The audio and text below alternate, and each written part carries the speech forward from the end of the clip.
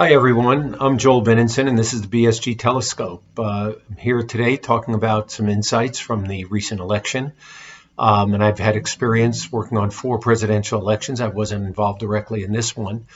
But after my experience in those 4, I think I have a mantra that applies to almost every, if not every, presidential election. And that's that they're usually about big things, not small things.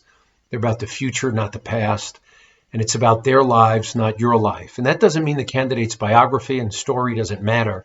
It means you've got to be able to connect that story and those experiences in your own life to those lived experiences of the voters that you're trying to persuade in that election.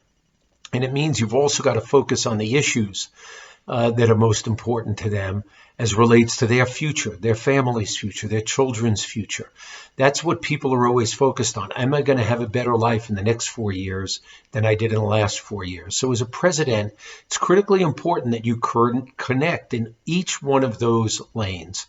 And when I look back at the results of this campaign and how, in fact, the campaign was fought out, it was clear to me throughout this campaign that Joe Biden was striking a chord with Americans, a very deep chord, when he was talking about restoring decency and respect between each other and among each other.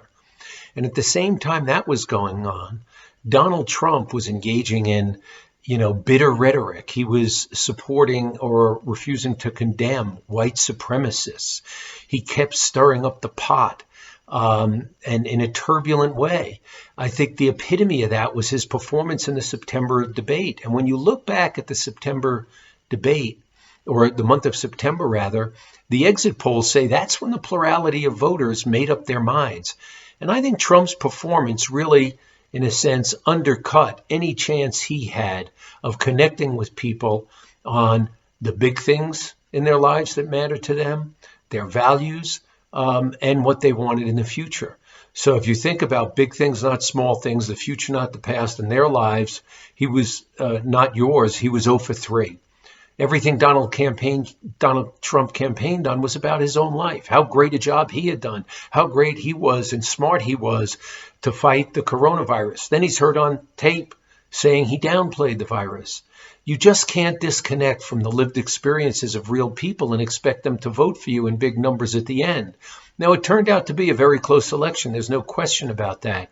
But when it came down to things people really wanted going forward, a president who would take the coronavirus seriously, even if it meant slowing down the economy, a president who would restore decency and respect, those were the important characteristics. And Trump trying to mock Joe Biden for campaigning from the basement, when all across America, working people in America have been working from their basement, from their kitchen table, from their living rooms. That's been the lived experiences of American people. So I think when it came to my mantra, Donald Trump wasn't getting the big things right. He didn't have anything to say about the future that really persuaded people. And I think, lastly, he showed that he was disconnected from the lives and the lived experiences of people. And that created a lane for Joe Biden to occupy. And he did successfully. It was a close election.